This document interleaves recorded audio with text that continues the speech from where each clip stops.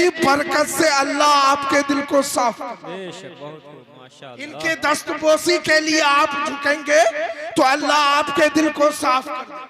अब तो हमारी कौम का यह हाल है कि बाहर से आने वाले मशाइख की दस्तबोसी तो कर लेते हैं, लेकिन अपने इमाम साहब की दस्तबोसी हमारे लिए बारे कर। शायद कोई ऐसा मुख्तदी हो जो अपने इमाम साहब की दस्तबोसी करता। क्यों दोस्तों, क्यों नहीं करते? याद रखें, ये वो जमात है जिनके तसद्दुक से अल्लाह वहदहू ला शरीक आपको जिंदगी अता फरमाया। यह उलमा की जमात है जिसके तसद्दुक से आप अपनी जिंदगी में खुशहाली हासिल कर रहे हैं, जिनकी मौजूदगी की बरकत से आप अपने बच्चों के कानों में अजान की आवाज पहुंचा रहे हैं और अपने मैयत पर नमाज़े जनाजा। लेकिन हम इनके पास भी झुकना गवारा नहीं करते। याद रखो मुसलमानों, झुकना नबी की तालीमात पर यह हमारा मिजाज और यह हमारी तबीयत। जब तक यह हमारा मिजाज रहा, जब तक यह हमारी तबीयत रही, हम कामयाब रहे। जब हमारा मिजाज बदल गया, हमारी तबीयत बदल गई, हमारी आदत बदल गई, नाकामी ने हमें चारों तरफ से घेर लिया। नाकामी ने हमें चारों तरफ से घेर लिया।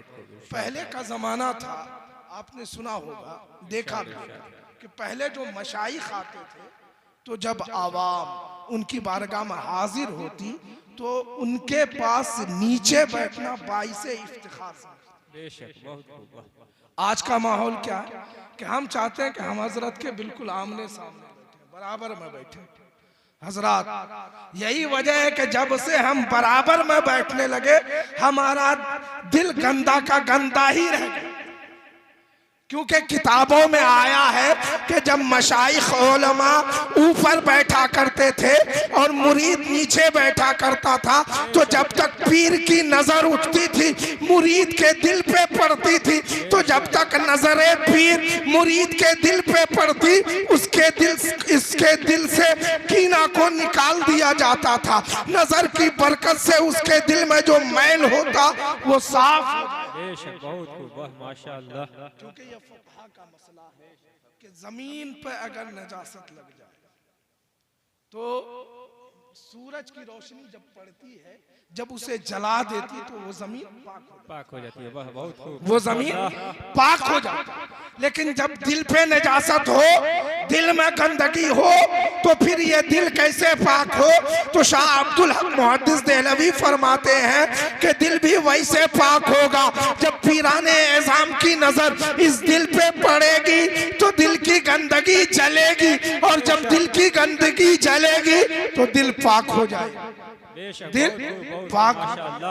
फरमाया कद अफ़लह मन तज़क्का, तहकीक के कामयाब वो हुआ जिसने अपने दिल को पाक किया, जिसने अपने दिल को साफ किया, जिसका दिल रब की रजा में, रब की रजा के लिए कोशा हुआ, जिसके दिल में दीदे मुस्तफा की तमन्ना हुई, जिसके दिल में इत्तिबाए मुस्तफा की आरज़ू हुई, वो दिल पाक हुआ। और जब दिल वैसा हो गया तो फिर उस दिल का आलम क्या होगा? उस दिल का आलम क्या होगा? अरे उसी दिल का तो आलम था कि बंद कमरे में गरीब नवाज ने नमाज पढ़ा, गरीब नवाज ने बंद कमरे में नमाज पढ़ी। आज का मुसलमान अलविदा जुमा आता है, पेपर में देखिए रोडों पे नमाज पढ़ रहा, सड़कों को जाम करके नमाज पढ़ रहा। अजीजाने ग्रामी, रिजल्ट कुछ नहीं, और गरीब नवाज ने हुजरे में छुप कर इबादत की। रिजल्ट ये है कि जहां जाए वहां गरीब नवाज का आशिक, जहां जाए गरीब नवाज का आशिक मिल जाएगा। तो ये हमारे असलाफ, ये हमारे असलाफ, इन्होंने अपने दिल को साफ किया, इन्होंने अपने दिल को पाक किया, फिर अल्लाह ने इनके मकाम को बुलंद किया, अल्लाह ने इनके मर्तबे को बुलंद किया। फरमाया क़द अफ़लह मन तज़क्का, तहक़ीक़ के कामयाब वो हुआ जिसने तज़किया किया, जिसने अपने दिल को पाक किया, जिसने अपनी ज़बान को साफ किया। मुसलमानों जरा गौर करो, आज हम कहाँ खड़े हैं, आज हम किस दहाने पे खड़े हैं, आज हम किस दहलीज पे खड़े हैं। सबसे ज्यादा बुग़्ज़ हसद हमारे दिल में है, सबसे ज्यादा कीना और कुदूरत हमारे दिल में है, सबसे ज्यादा नफरतें हमारे दिल में है। हद तो यह है, माँ के लिए नफरत हमारे दिल में है, बाप के लिए नफरत हमारे दिल में है, अइज़ा अक़रबा के लिए नफरत हमारे दिल में है, ख़ैशो अकारिब के लिए नफरत हमारे दिल में है। हमने इस दिल को क्या बना रखा है? आपने सुना होगा, पढ़ा होगा, जब बच्चा पैदा होता है उस वक्त उसका दिल कैसा होता है पता है? मिसले आईना होता है, मिसले आईना होता, आईने की तरह उसका दिल होता। लेकिन जब वो गुनाहों में घिरता है, गुनाहों में उलझ जाता, गुनाहों में फंसता है, तो पहला गुनाह करता, उसके दिल पे एक स्याह धब्बा पड़ता है, फिर वो गुनाहों में इस तरीके से डूब जाता है कि उसका पूरा दिल काला हो जाता, स्याह हो जाता, और फिर वो इतना स्याह हो जाता है कि न उसे खौफे खुदा रहता है, न शर्मे नबी रहता है, न खुदा का खौफ होता है, न नबी से हया होता है।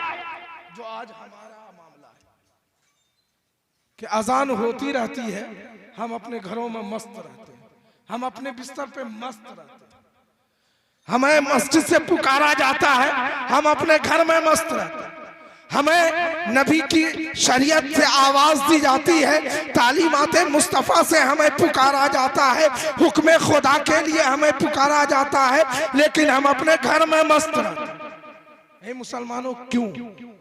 आखिर इसकी वजह क्या? वजह यह है कि हमारा दिल बिल्कुल स्याह हो चुका है। इस दिल को पाक करने की जरूरत है, इस दिल को साफ करने की जरूरत है, इस दिल को बेदार करने की जरूरत है, इस दिल को बेदार करने की जरूरत है। क्यों? क्योंकि बड़ी अहम बात याद आ गई कि हजरत इमाम जलालुद्दीन सुयूती अलैहि रहमतु व रिज़वान ने एक वाक़या नक़ल किया। आप लिखते हैं कि अल्लाह के नबी हजरत यूसुफ अला नबीना अलैहि तहियतु वस्सना की बारगाह में आपका एक दोस्त, आपका एक मुहिब आपसे मिलने आया। तो जब वो आपकी बारगाह में पहुंचा तो आपका दोस्त था, आपने उससे पूछा कि ये मेरे दोस्त, तू मुझसे मिलने आया है, बता तू मेरे लिए कौन सा तोहफा लाया? क्योंकि एक मुहिब अपने महबूब से मिलता है तो कुछ तोहफा देता है, कुछ हदिया पेश करता है, बता तू मेरे लिए कौन सा तोहफा लाया? उस दोस्त ने कहा कि अल्लाह के नबी, मैं वो तोहफा लाया हूं कि जिसे देखेंगे आप तो रब की किबरियाई बयान करेंगे, रब की बारगाह में सजदे शुक्र बजा लाए। हजरत यूसुफ कौन है? वो अल्लाह के नबी हैं, जिनके बारे में आता है कि अल्लाह ने आपको इतना हुस्न और जमाल अता किया था कि अगर कोई भूखा भूख की हालत में आपकी ज़ियारत कर लेता तो उसकी भूख खत्म हो जाया करती थी, अगर कोई प्यासा आलमे प्यास में आपकी ज़ियारत कर लेता तो आपकी ज़ियारत की बरकत से उसकी प्यास खत्म हो जाया करती थी। वो हजरत यूसुफ अला नबीना अलैहि तहियतु वस्सना की बारगाह में कहा कि हुजूर, मैं आपके लिए वो तोहफा लाया हूँ जिसे आप देखेंगे तो रब की किबरियाई बयान करेंगे, सजदे शुक्र बजा लेंगे। हजरत यूसुफ ने कहा इतना खूबसूरत है? कहा हुजूर? कहा लाओ दिखाओ। जब उस बंदे ने तोहफा पेश किया, हजरत यूसुफ ने जब तोहफा खोला, देखा तोहफे में आईना है, शीशा है। हजरत यूसुफ ने शीशे में अपने चेहरे को देखा, अपने जमाले जहां आरा को देखा, अपनी खूबसूरती को देखा, अपने हुस्न जमाल को देखा, फौरन रब की बारगाह में सजदे शुक्र बजा लाए, रब की बारगाह में किबरियाई रब की किबरियाई बयान फरमाई। लिहाजा हजरत इमाम जलालुद्दीन सुयूती ने यहाँ पर रुककर इरशाद फरमाया कि ए लोगों, हमारा दावा है, कुरान कहता है वल्लज़ीन आमनू अशद्दु हुब्बन लिल्लाह, कि ईमान वाला सबसे ज्यादा अल्लाह से मोहब्बत, और कुरान हमें क्या दर्स देता है, यौम यक़ूमुन नासु लिरब्बिल आलमीन, जिस रोज लोग रब्बुल आलमीन की बारगाह में हाजिर होंगे। तो जब हम पहुंचेंगे परवरदिगार आलम की बारगाह में और हम खुदा से मोहब्बत करते हैं, तो परवरदिगार आलम हमसे पूछेगा, ए मेरे बंदे, तो मैंने तुझे दुनिया में भेजा था, मैंने तुझे दुनिया में भेजा, तेरे चलने के लिए जमीन का फर्श मुहैया किया, तेरे सर छुपाने के लिए आसमान का शामियाना दिया, तेरे लिए हवाएं पैदा की थी, मैंने तेरे लिए बारिश बरसाया। हे मेरे बंदे, अब तू दुनिया से आया है, बता मेरे लिए कौन सा तोहफा लाया, बता तू मेरे लिए कौन सा तोहफा लाया। आप कौन सा तोहफा पेश करेंगे? नमाज, हमारी नमाज नाकिस, एक तो हम पढ़ते ही नहीं, जो लोग पढ़ते हैं अल्लाह उनकी नमाजों को कबूल करे, जो नहीं पढ़ते उनसे मैं अर्ज करूंगा कि आज इस जलसे में पैगाम मुस्तफ़ा समझकर अपने दामन में ये लेते जाएं कि सब कुछ आज से छूट जाए लेकिन नमाज न छूटे, सब कुछ छूट जाए लेकिन नमाज न छूटे। हे मुसलमानों, याद रखो, तुम्हें कोई परेशानी हो, तुम मस्जिद में आओ, रब की बारगाह में सजदा रेज़ी करो, तुम रब की बारगाह में सर को झुकाओगे, अल्लाह तुम्हारी परेशानी को दूर कर दे। लेकिन हे मुसलमानों, हम मस्जिद आते कहाँ? हमारा मस्जिद से रिश्ता ही क्या? हम जुमा हाजिर होते और सोचते कि हमने 2 रकअत पढ़ ली, हमने अपने सर से बोझ को उतार दिया, हमने अपनी जिम्मेदारी को खत्म कर लिया। है मुसलमानों, ये नहीं, बल्कि हमारा मामला ये होना चाहिए था कि सब कुछ छूट जाए लेकिन नबी की तालीम ना छूटे, नबी का पैगाम ना छूटे, नबी का हुक्म ना छूटे। ये मिजाज लेकर जियो।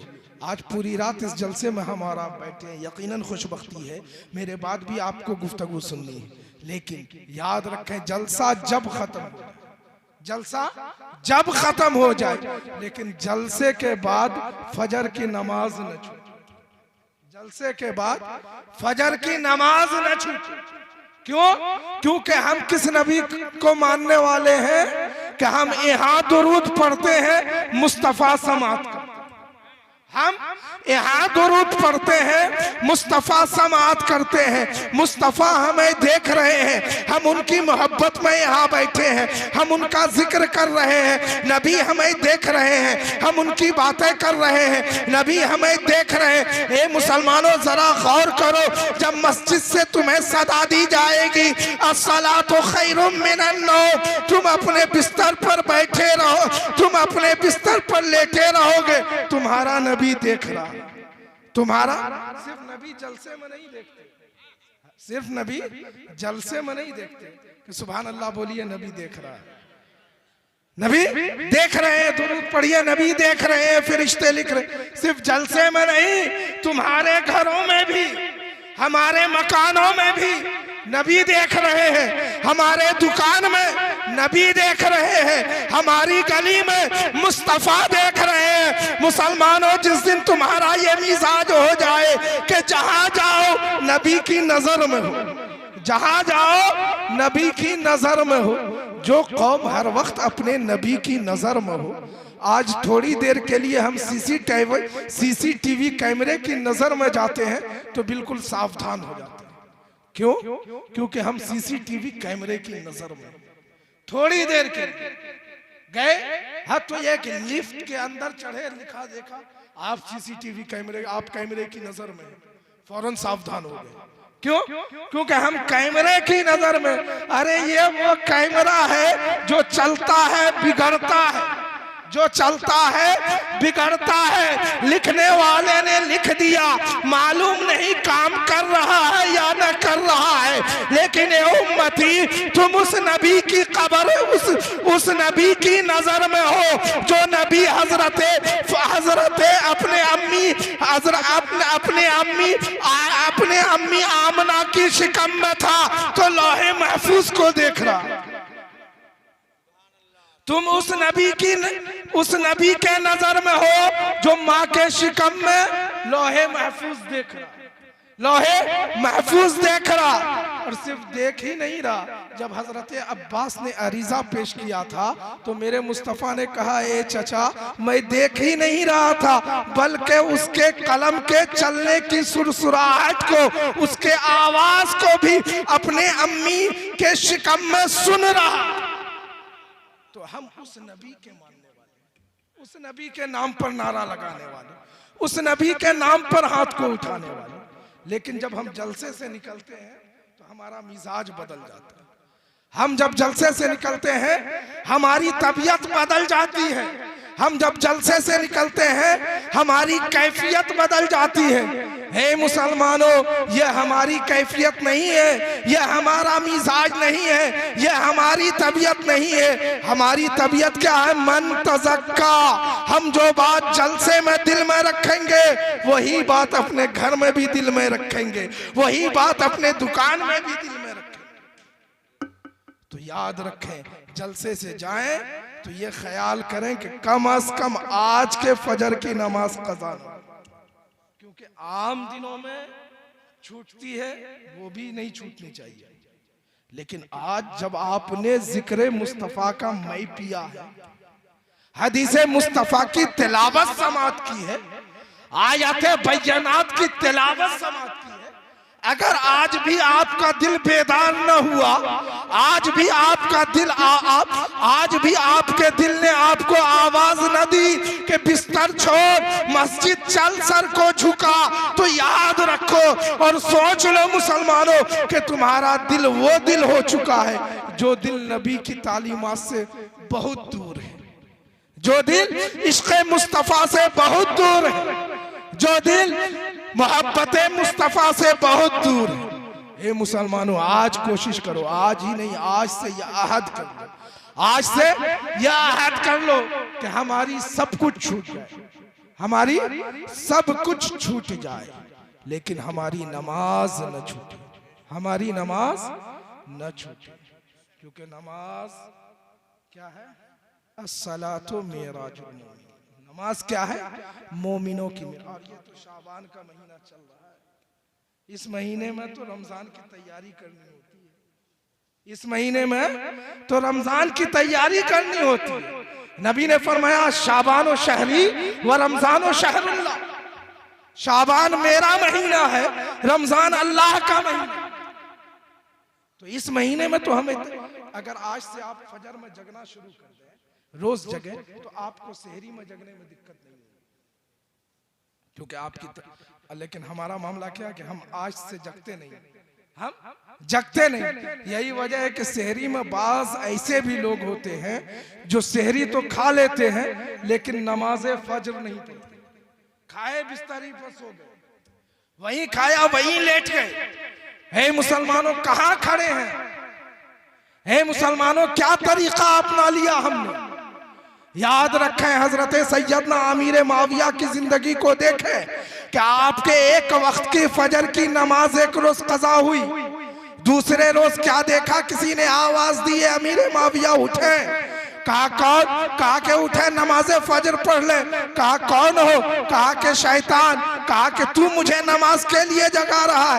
कहा हाँ मैं जगा रहा हूँ। कहा तू क्यों जगा रहा है? तेरा तरीका तो ये है कि तू नमाज से दूर करता है, तू लोगों को मस्जिद से दूर करता है, तू लोगों को मुसल्ले से दूर करता है, तू मुझे क्यों जगा रहा है? तो वो बोल उठा, कल आपकी नमाज कज़ा हुई थी, आप इतना रोए कि परवरदिगार आलम ने हुक्म फरमाया, है फरिश्तों, अमीर माविया के नामे आमाल में 70 फजर का सवाब लिख दो, 70 फजर की नमाज का सवाब लिख दो। लिहाजा मैं ये चाहता हूं कि आप अदा करें और एक ही पे आप राजी हो जाएं, आप अदा कर लें ताकि आपके नामे आमाल में एक ही लिखा जाए। तो अजीज़ान गिरामी, हम अपने दिल को तो तैयार करें, फिर यह शैतान भी हमसे पनाह मांगता नजर आएगा, यह शैतान भी हमसे भागता नजर आएगा, यह शैतान भी हमको देखकर अपना रास्ता बदलता नजर आएगा। लेकिन कब होगा? जब हम खुद को तैयार कर लेंगे, जब हम खुद को बेदार कर लेंगे। कब होगा? जब हमारा दिल जाग उठेगा। कब होगा? जब हमारा दिल जाग उठेगा। कब होगा? मन तज़क्का, जब हमारा दिल पाक हो जाएगा। तो हजरत इमाम जलालुद्दीन सुयूती ने कहा कि एक यौम यक़ूमुन नासु लिरब्बिल आलमीन, के जिस दिन आप रब्बुल आलमीन की बारगाह में हाजिर होंगे, परवरदिगार आलम पूछेगा, ए मेरे बंदे, तू दुनिया से क्या लाया? मैंने तुझे बेशुमार नेमतें दी, यहाँ तक कि अल्लाह की नेमतों को शुमार करना चाहो तो शुमार नहीं कर सकते, इतनी नेमतें हैं। फिर बता तू दुनिया से मेरे लिए कौन सा तोहफा लाया? तो हमारी नमाज, याद रखें, ये नाकिस है। हमारा इल्म ये नाकिस है, हमारा अमल ये नाकिस है। हजरत इमाम जलालुद्दीन सुयूती ज़हन देते हैं कि लोगों, जो अपने दिल को साफ कर लो, और जब कल हश्र में परवरदिगार आलम पूछेगा, ए मेरे बंदे बता तू दुनिया से मेरे लिए कौन सा तोहफा लाया, तो बंदा अर्ज करेगा, ए बारेला, हमारे पास इबादतों की कसरत नहीं, ए बारेला, हमारे पास रियाजतों का जम्मे गफीर नहीं, लेकिन ए बारेला, हम तेरी बारगाह में वो दिल लाए हैं जिस दिल में तेरे महबूब की मोहब्बत है। हम तेरी बारगाह में वो दिल लाए हैं जिस दिल में तेरे महबूब की मोहब्बत है। वो दिल लाए हैं जो तेरे महबूब की मोहब्बत का आमाज गाह है। ये मुसलमानों, कब होगा ऐसा? जब हमारा दिल साफ हो जाएगा। कब होगा ऐसा?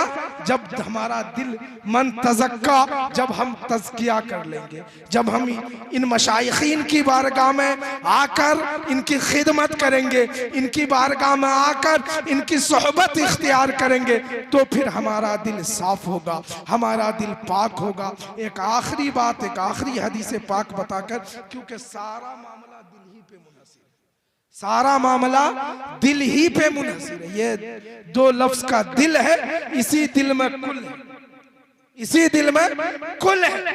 नबी ने फरमाया, इन्नल्लाह ला यंजुरु इला अजसामिकुम वला इला सुवरिकुम वलाकिन यंजुरु इला कुलूबिकुम व अमालिकुम, कि बेशक अल्लाह नहीं देखता, ला यंजुरु इला अजसामिकुम, अल्लाह नहीं देखता तुम्हारे जिस्मों को, वला इलाहा सुवरिकुम, और नहीं देखता तुम्हारी सूरतों को। अल्लाह न जिस्म को देखता है न तुम्हारी सूरतों को देखता है। वलाकिन यंजुरु इला कुलूबिकुम व अमालिकुम, अल्लाह देखता है तो पहले क्या देखता? वलाकिन यंजुरु इला कुलूबिकुम, अल्लाह तुम्हारे दिलों को देखता। पहले क्या देखता? तुम्हारे दिलों को देखता, क्योंकि हदीस की तरतीब देखे फरमाया, वलाकिन यंजुरु इला कुलूबिकुम व अमालिकुम, पहले दिल फिर अमल, पहले दिल फिर अमल, क्योंकि अल्लाह की यह शान ही नहीं बदअकीदों के अमल को देखे। अल्लाह की यह शान नहीं कि बदअकीदों के अमल को देखे। क्यों? क्योंकि अल्लाह सिर्फ उसी के अमल को देखता है जिसके दिल में महबूब की मोहब्बत है। अगर महबूब की मोहब्बत के साथ बैठा है तो अब देखो किस हालत में बैठा है, रुकू में है कि क़ुऊद में है, सुजूद में है कि कायदा में है, क्योंकि महबूब की मोहब्बत है दिल। तो लिहाजा महबूब की मोहब्बत के साथ आओ, लेकिन महबूब की मोहब्बत भी हो, बुग़्ज़ भी हो, ये दोनों जमा नहीं हो सकते। सिर्फ मोहब्बत रसूल को जमा करें, सिर्फ अपने दिल में उल्फत रसूल को जमा करें, सिर्फ अपने दिल में इश्क़ रसूल को जमा करें, सिर्फ अपने दिल में मोहब्बत रसूल को जमा करें। सिर्फ अपने दिल में मोहब्बत रसूल कब जमा होगी? जब इसी दिल में औलियाए कामिलीन की मोहब्बत हो, अपने दिल में उलमाए किराम के लिए मोहब्बत हो, इन मदरसे में पढ़ने वाले बच्चों के लिए मोहब्बत हो, क्योंकि इनका मकाम बड़ा बुलंद है, इनका मर्तबा बहुत बुलंद है। इनके लिए समुंदर की मछलियां दुआएं करती है, ये जब चलते हैं फरिश्ते परों को बिछा दिया करते हैं। ये मकाम है, इन्हें इज्जत की निगाह से देखो, तब सोचो कि दिल में मोहब्बत रसूल बेदार है।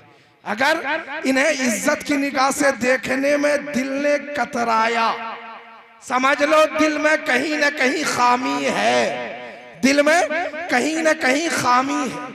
क्योंकि एक बड़ी मशहूर बात आ गई, मैं बताकर बात खत्म कर दूं। हजरत मालिक बिन दीनार बड़े पाए के वली गुजरे।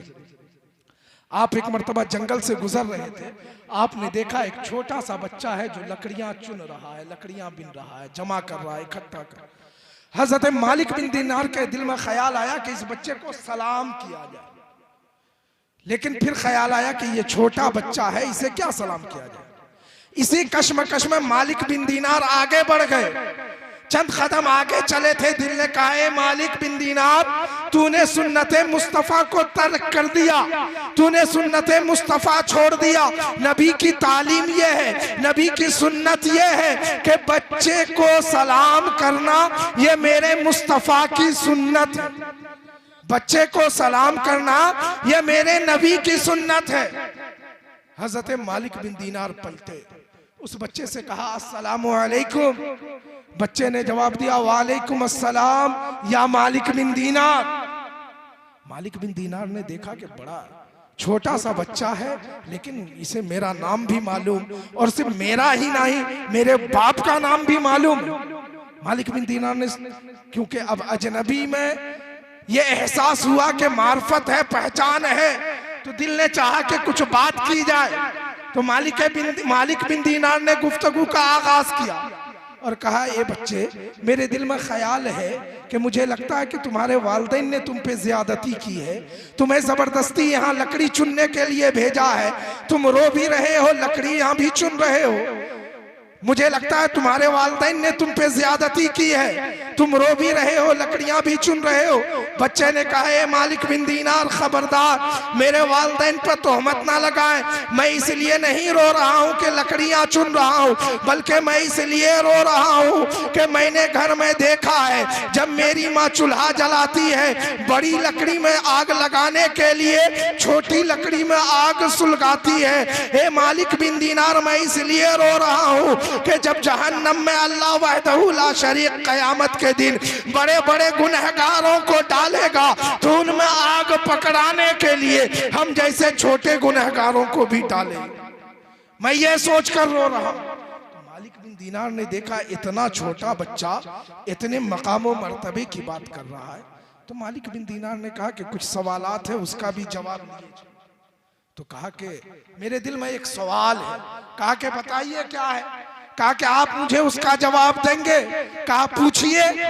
पूछा तो कहा कि मेरे दिल में मैं एक सवाल मैं ये पूछना चाहता हूं कि जरा ये बताएं कि नफ्स समझते हैं ना, नफ्स और दिल क्या दोनों एक शय है कि अलग अलग? नफ्स और दिल दोनों एक है कि अलग अलग? अगर एक है तो दिल कहता है कि नमाज पढ़ो, लेकिन नफ्स की मुखालफत करनी है ना, तो नमाज ना पढ़ी जाए। दिल कहता है तिलावत करो, लेकिन नफ्स की मुखालफत करनी है, तो क्या तिलावत ना की जाए? तो उस बच्चे ने जवाब दिया था, ए मालिक बिन दीनार सुने, नफ्स और दिल क्या है जिसने आपको सलाम से रोका? बच्चा है, क्या सलाम करेंगे?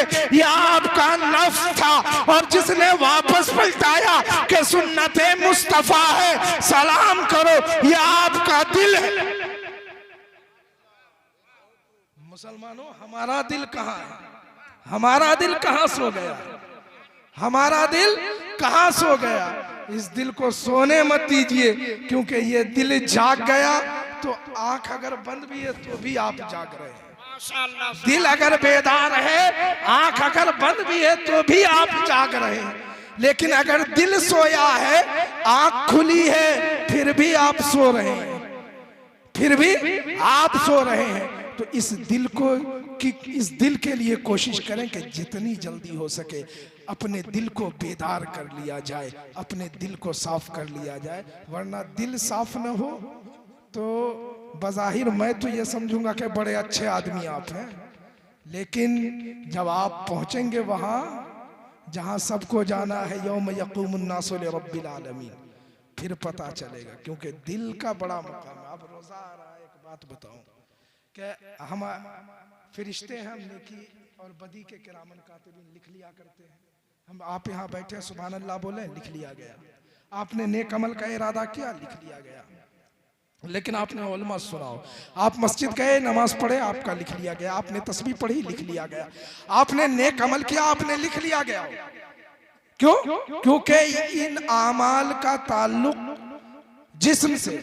आप यहाँ बैठे हैं, मैं देख रहा हूं आप बड़े अच्छे आदमी, आप जिक्र मुस्तफा में, लेकिन एक अमल ऐसा है कि इंसान दिन भर रोजा रखे, शाम जब इफ्तार का वक्त होता है फरिश्ते लिखना चाहते हैं, क्योंकि मस्जिद गया था, बंदे ने, फरिश्ते ने लिख लिया, नमाज पढ़ी, फरिश्ते ने लिख लिया, सुभान अल्लाह कहा, फरिश्ते ने लिख लिया, सुबह से शाम तक रोजा है, इफ्तार का वक्त है, फरिश्ते ने चाहा कि लिख लिया जाए। परवरदिगार आलम फरमाता है, नबी बयान फरमाते हैं कि फरिश्ते ने लिखना चाहा कि आवाज आती है, ए फरिश्तों ठहरो, अस्सौमु ली व अना अज्ज़ा बिही, रोजा मेरे लिए है, मैं ही। किसके लिए? नमाज किसके लिए? अल्लाह के लिए। हज किसके लिए? इतनी मुसीबतें झेल रही, लेकिन नहीं फरमाया। क्यों? क्योंकि इसमें जाहिर का दखल है, इसमें जाहिर का दखल है, लेकिन रोजे का ताल्लुक सिर्फ दिल से। बज़ाहिर मैं आपके बीच बैठा रहूंगा, रोजा नहीं रहूंगा, आप हमें रोजेदार गिन लेंगे, लेकिन जो बैठे हैं तो फरिश्ते लिखने वाले, बोलिए, आप ही जाके रूम में खा पी के अकेले में आ जाएंगे, मैं ये समझूंगा कि आप रोजे से, लेकिन जो दो लिखने वाले हैं। लेकिन जैसे ही अगर आपने दिल से रोजा रख लिया, आपका दिल आपके रोजे पे शाहिद रहा, आपका दिल आपके रोजे पे गवाह बन गया, अब शाम का वक्त हुआ, फरिश्ते लिखना चाहे, परवरदिगार आलम ने फरमाया, है फरिश्तों ठहरो, नमाज मेरे लिए थी लेकिन तुमने लिखा, हज मेरे लिए था तुमने लिख लिया, ज़कात मेरे लिए थी तुमने लिख लिया, लेकिन ये रोजा है, इसका ताल्लुक दिल से है, लिहाजा सौमु ली व अना अज्ज़ा बिही, रोजा मेरे लिए है और मैं ही इसकी जज़ा। सुभान अल्लाह, सुभान अल्लाह। तो ए मुसलमानों, उस जज़ा को पाने से पहले अपने दिल को बेदार कर लेना पड़ेगा, क्योंकि आपको मालूम है हर चीज की कुछ न कुछ शराइत हैं। नमाज के लिए कुछ शराइत है, आप उलमा से पूछें कि कोई आदमी है, मोमिन है, मुसलमान है, सब कुछ है, मस्जिद आ रहा है, नमाज पढ़ना चाहता है, सर को झुकाना चाहता है, परवरदिगार, लेकिन तहारत हासिल नहीं है, क्या वो नमाज पढ़ सकता है? उसकी नमाज होगी? कहेंगे नहीं।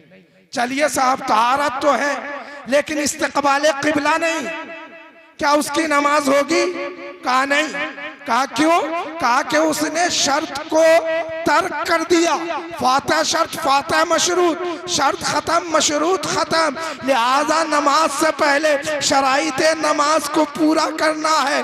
अब मुझे कह लेने की इजाजत दी जाए, कामयाब होने से पहले कामयाबी के शराइत को पूरा करना, कामयाब होने से पहले कामयाबी की शराइत को पूरी करनी।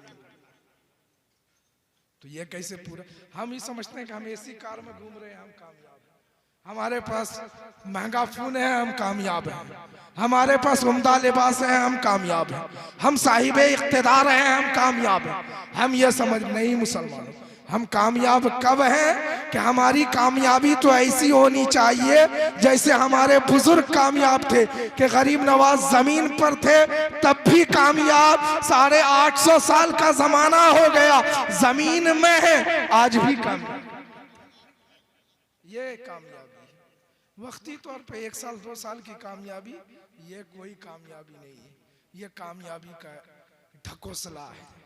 तो वो कामयाबी हासिल करें जो कामयाबी अल्लाह के नबी के दर से मिला करती है, वो कामयाबी हासिल करें जो कामयाबी गुंबदे खिजरा से मिला करती है, वो कामयाबी पाने के मुतमन्नी हो जो कामयाबी अबू बकर सिद्दीक ने हासिल की, जो उमर फारूक ने हासिल की, जो हजरत उस्मान ने हासिल की, जो हजरत अली मौला ने हासिल।